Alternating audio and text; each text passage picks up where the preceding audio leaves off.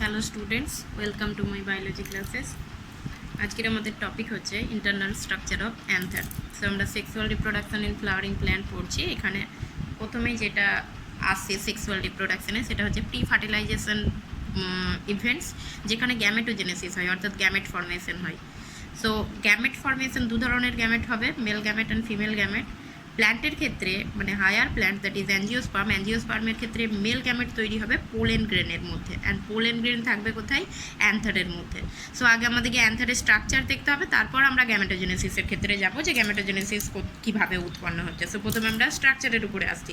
So একটা basic একটা structure আমরা আগের এতে পড়েছিলাম যে এটা হচ্ছে একটা স্ট্যামেন, মেল রিপ্রোডাক্টিভ পার্ট, যেখানে হচ্ছে এটা হচ্ছে ফিলামেন্ট অ্যান্ড এটা হচ্ছে অ্যান্থার। এরপর আমরা অ্যান্থারের ইন্টারনাল স্ট্রাকচার করবো। ইন্টারনাল স্ট্রাকচার মিনস অ্যান্থারকে যদি টিএস করা হয়, অর্থাৎ ট্রান্সফার সেকশন করা হয়, তাহলে ট্রান্সফার সেকশন করলে অ্যান্থারের মধ্যে আমরা কী কী দেখতে পাবো। সো অ্যান্থারের ক্ষেত্রে anther it is basically a bilobed structure. So bilobed আমরা আগেই দেখিয়ে এসেছি যে এটা হচ্ছে বাইলোবড স্ট্রাকচার। সো এটা একটা লোব অ্যান্ড এটা একটা লোব। সো মোস্ট অফ দি প্ল্যান্টের ক্ষেত্রে অ্যান্থারটা কিন্তু বাইলোবড হয়। সো এটা একটা লোব, এটা একটা লোব, দ্বিখণ্ড বিশিষ্ট একটা স্ট্রাকচার। কিছু কিছু ক্ষেত্রে এটা একটা খণ্ডও হয়, সেটা পরে আসছি আমরা।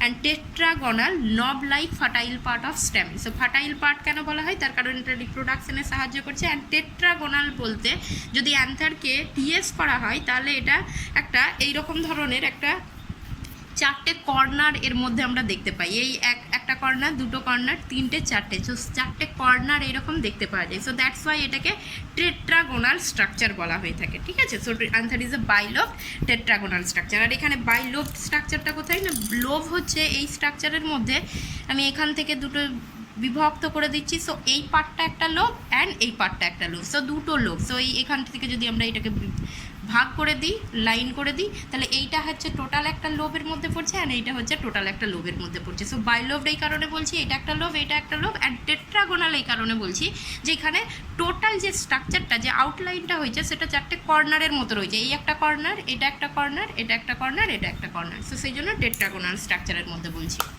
আচ্ছা, নেক্সট আসি আমরা যে ম্যাচিওর অ্যান্থার যেটা হয়, সেই ম্যাচিওর অ্যান্থারটা অ্যাকচুয়ালি তিনটে জিনিস নিয়ে গঠিত হয়। ফার্স্ট অফ অল অ্যান্থার ওয়াল থাকে, অ্যান্থার মানে প্রাচীর।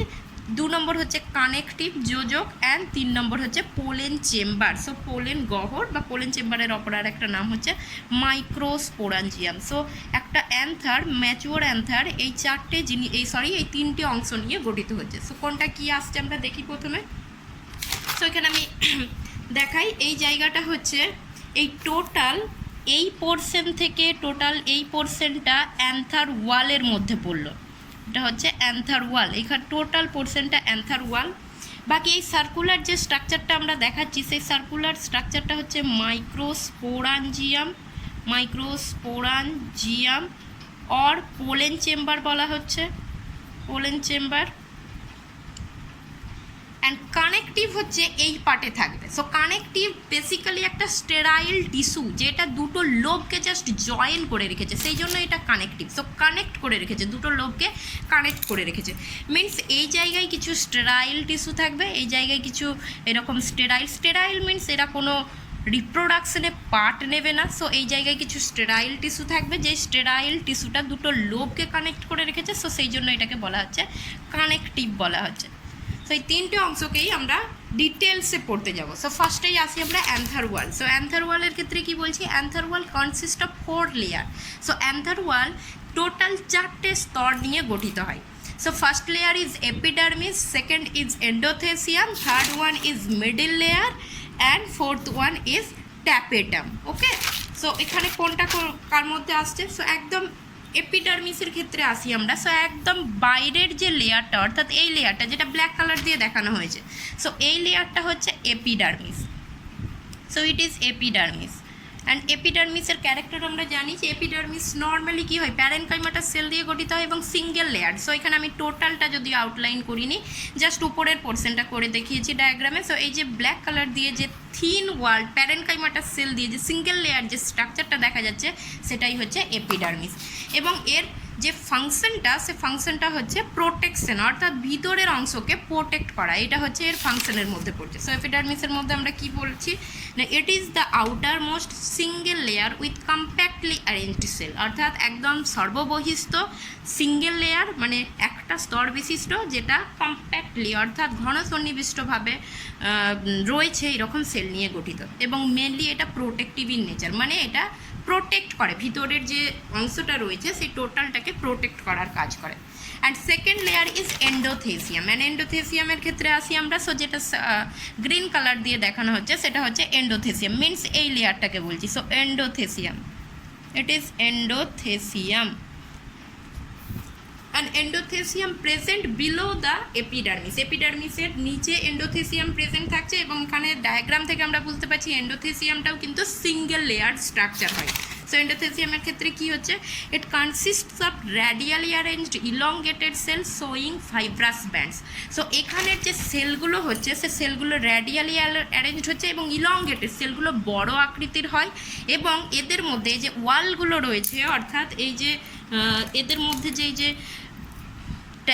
ইনার যে ওয়াল রয়েছে এখানে কিছু ফাইব্রাস ব্যান্ড দেখা যায়, এবং এই ফাইব্রাস ব্যান্ডগুলো কি দিয়ে তৈরি হচ্ছে না, এই ফাইব্রাস ব্যান্ডটা তৈরি হয় ক্যালোজ দিয়ে, ক্যালোজ দিয়ে এই ফাইব্রাস ব্যান্ডটা তৈরি হয়ে থাকে।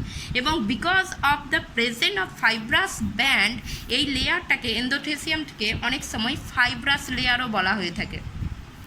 So fibrous layer is nothing but endothecium, that's because এখানে ফাইব্রাস ব্যান্ড প্রেজেন্ট থাকে, এবং এই ফাইব্রাস ব্যান্ডটা তৈরি হয় কি দিয়ে, ক্যালোজ দিয়ে। এবং এই ফাইব্রাস ব্যান্ডস থাকার জন্য ম্যাচুরিটি, যখন অ্যান্থার ম্যাচিওর হবে এবং এই অ্যান্থারের মধ্যে যখন পোলেন গ্রেন তৈরি হবে, সেই পোলেন গ্রেনগুলোকে, অ্যান্থারটা বিদীর্ণ হয়ে পোলেন গ্রেনগুলোকে ছড়িয়ে ফেলার কাজটা কিন্তু এই ফাইব্রাস ব্যান্ডটাই করে থাকে। ওই জন্য helping dehiscence of anther at maturity, অ্যান্থারের ক্ষেত্রে পোলেন গ্রেনটাকে ডেহিসেন্স করতে এটা সাহায্য করে থাকে। সো এটা হচ্ছে এন্ডোথেসিয়াম গেল। এন্ডোথেসিয়ামের ক্ষেত্রে আমরা কি বলছিলাম যে it is mostly single layered, এটা ম্যাক্সিমামের ক্ষেত্রে এটা সিঙ্গেল লেয়ার্ড থাকে, বাট এটা কিছু কিছু এক্সেপশন কেস থাকে, যেমন কক্সিনিয়া। সো কক্সিনিয়া এই প্ল্যান্টের ক্ষেত্রে এটা কিন্তু ডাবল লেয়ার্ড হয়, সিঙ্গেল লেয়ার্ড না হয়ে এটা কিন্তু ডাবল লেয়ার্ড একটা স্ট্রাকচারের মধ্যে চলে আসে। সো এটা গেল এন্ডোথেসিয়াম। অ্যান্ড থার্ড যে লেয়ারটা রয়েছে, অর্থাৎ অ্যান্থার ওয়াল টোটাল 4টে লেয়ার দিয়ে গঠিত, তার মধ্যে সর্ববহিস্থ এপিডার্মিস, তারপর এন্ডোথেসিয়াম, অ্যান্ড থার্ড যে লেয়ারটা, এই লেয়ারটাকে দেখাচ্ছি, এই লেয়ারটা হচ্ছে মিডিল লেয়ার বলা হচ্ছে। এবং ডায়াগ্রাম থেকে আমরা বুঝতে পারছি মিডিল লেয়ারটা কিন্তু বাকি দুটো লেয়ারের মতো সিঙ্গেল লেয়ার স্ট্রাকচার নয়, এটা 3 to 4 লেয়ার থাকে এখানে, অর্থাৎ 3 থেকে 4টে সারি বিশিষ্ট সেল নিয়ে কিন্তু গঠিত হয়ে থাকে। তো এন্ডোথেসিয়া মিডিল লেয়ার ক্ষেত্রে আমরা কি বলছি, below the endothelial layer 2 to 3 layer of parenchymatous cells present which constitute the middle layer. So middle লেয়ারের ক্ষেত্রে 2 থেকে 3 সারি বিশিষ্ট প্যারেনকাইমাটাস সেল দিয়ে গঠিত হচ্ছে, ঠিক আছে। অ্যান্ড অ্যাট ম্যাচুরিটি, এই যে এই মিডিল লেয়ারটা আছে, এই মিডিল লেয়ারটা কিন্তু যখন অ্যান্থার ম্যাচিওর হবে তখন কিন্তু ডিসইন্টিগ্রেট হয়ে যাবে, অর্থাৎ নষ্ট হয়ে যাবে। তার মানে মিডিল লেয়ার শুধুমাত্র আমরা ইয়াং অ্যান্থারের ক্ষেত্রেই দেখতে পাবো। মিডিল লেয়ার কিন্তু ম্যাচুরিটি স্টেজে গিয়ে অ্যান্থারের মধ্যে কোনো মিডিল লেয়ার কিন্তু প্রেজেন্ট থাকবে না।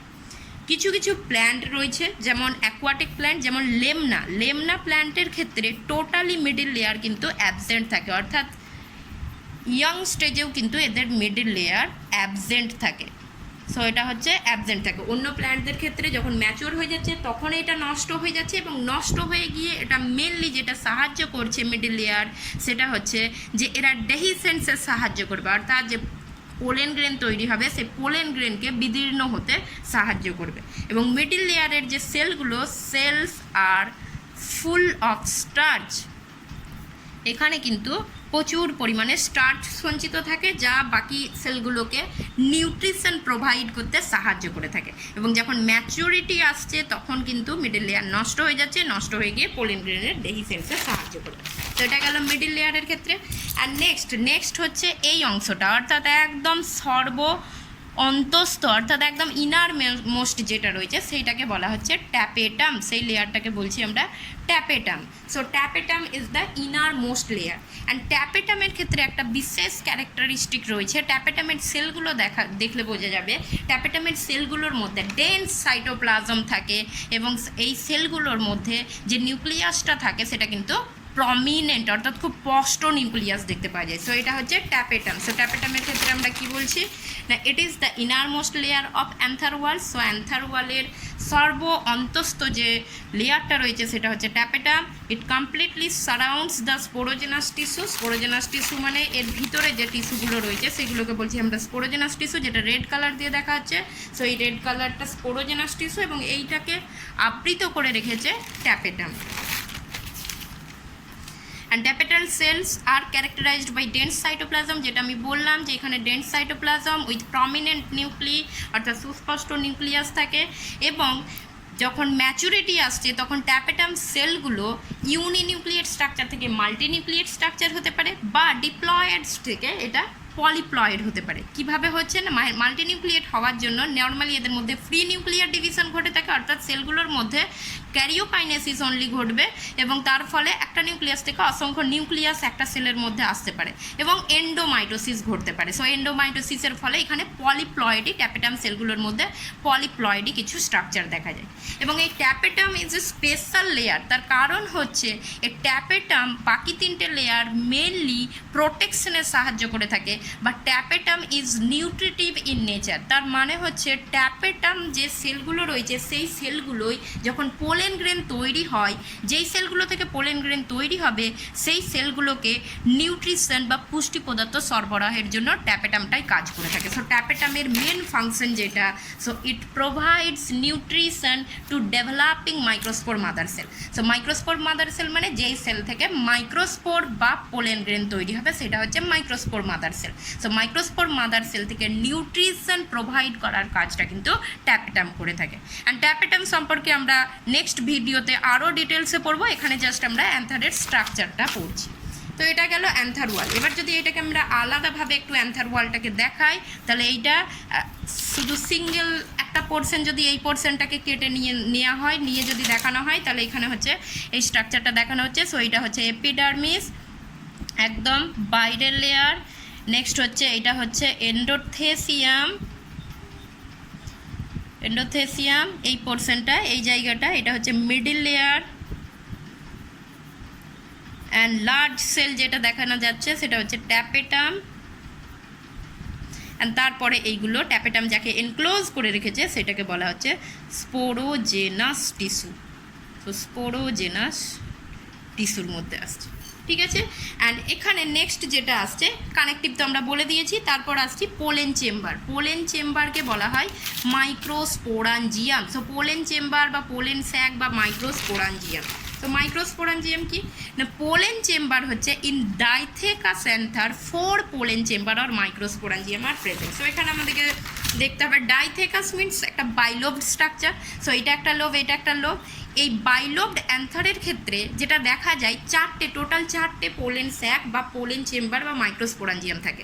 সো এই একটা পোলেন চেম্বার, এই একটা পোলেন চেম্বার, এই একটা পোলেন চেম্বার অ্যান্ড এই একটা পোলেন চেম্বার, মিনস এটাকে আমরা আন্ডারলাইন করলাম। সো এটা হচ্ছে পোলেন চেম্বার বা মাইক্রোস্পোরাঞ্জিয়াম।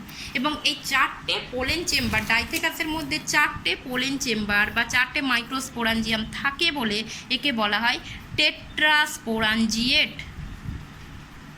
সো স্পোরাঞ্জিয়েট কথাটা এসেছে মাইক্রোস্পোরাঞ্জিয়াম থেকে, এবং টেট্রা কথাটার মানে হচ্ছে চারটে। সো একটা অ্যান্থারের মধ্যে চারটে মাইক্রোস্পোরাঞ্জিয়াম থাকার জন্য এটাকে বলা হচ্ছে টেট্রাস্পোরাঞ্জিয়াম। এবং চারটের অ্যারেঞ্জমেন্টটা কী হবে, 2 মাইক্রোস্পোরাঞ্জিয়াম ইন ইচ লোব।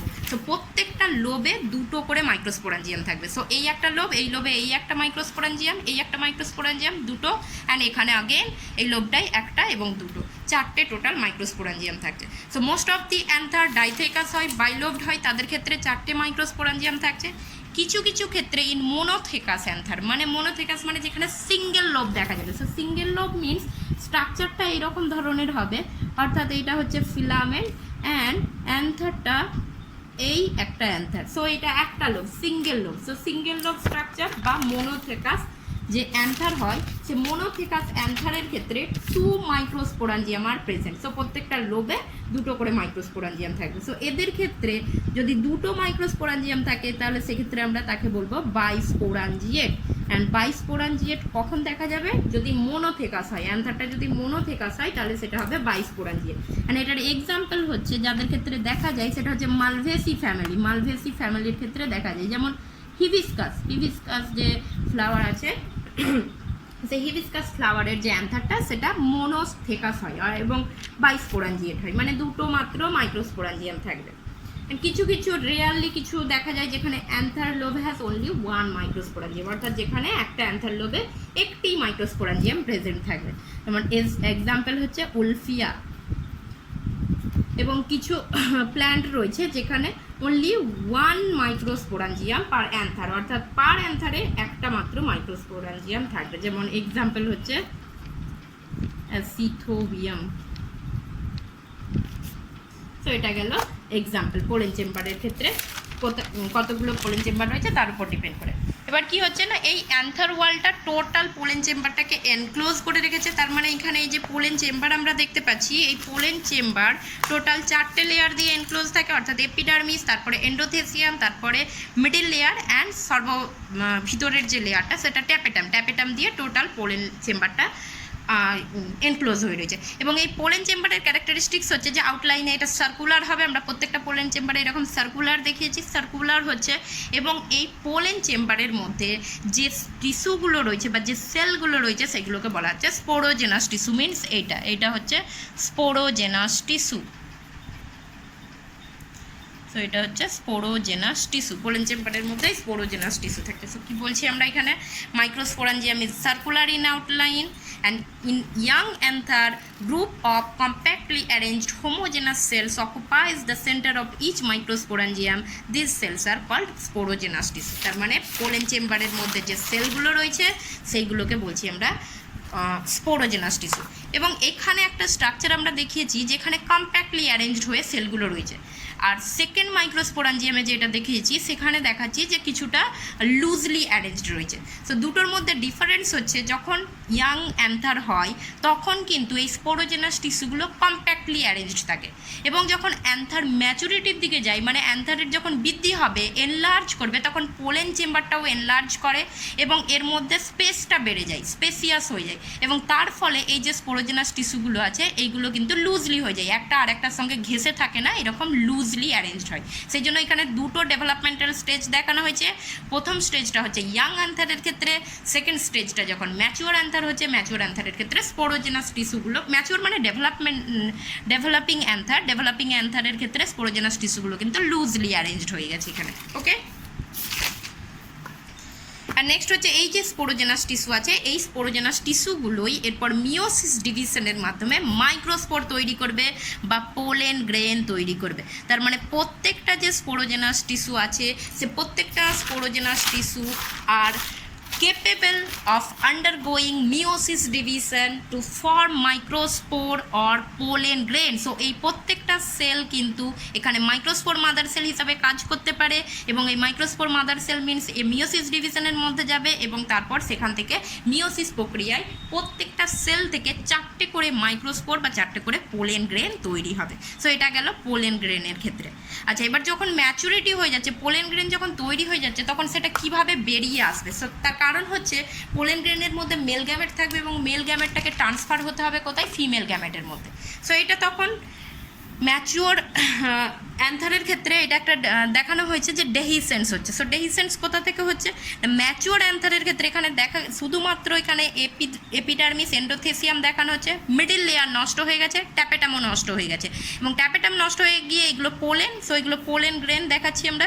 সো প্রত্যেকটা স্পোরাঞ্জিয়াম থেকে, স্পোরাঞ্জিয়ামের আউটলাইনার বোঝা যাচ্ছে না মাইক্রোস্পোরাঞ্জিয়ামের, এইগুলো থেকে পোলেন গ্রেন তৈরি হয়েছে, এবং পোলেন গ্রেনগুলো যেগুলো বেরিয়ে আসছে সেটা কিন্তু দুটো মাইক্রোস্পোরাঞ্জিয়ামের যে জয়নিং এই কর্নার থেকে বেরিয়ে আসছে। এই জায়গাটাকে বলা হয় স্টোমিয়াম বলা হয়, এবং এই স্টোমিয়ামটা অ্যাকচুয়ালি তৈরি হয় এন্ডোথেসিয়ামের থিন ওয়াল দিয়ে। তার মানে এখানে যেটা আমরা দেখাচ্ছিলাম মিনস এই জায়গা দুটো যে জায়গা আছে, এই দুটো জায়গায় এন্ডোথেসিয়ামটার যে সেলগুলো থাকে সেই এন্ডোথেসিয়ামের সেলগুলো থিন ওয়াল্ড হয়, এবং এরা হাইগ্রোস্কোপিক হয়। হাইগ্রোস্কোপিক মানে এরা ওয়াটার অ্যাবজর্ভ করে, এবং ওয়াটার অ্যাবজর্ভ করে এই সেলগুলো জাস্ট এই দুটো জায়গার সেলগুলো কি হয়ে যাচ্ছে?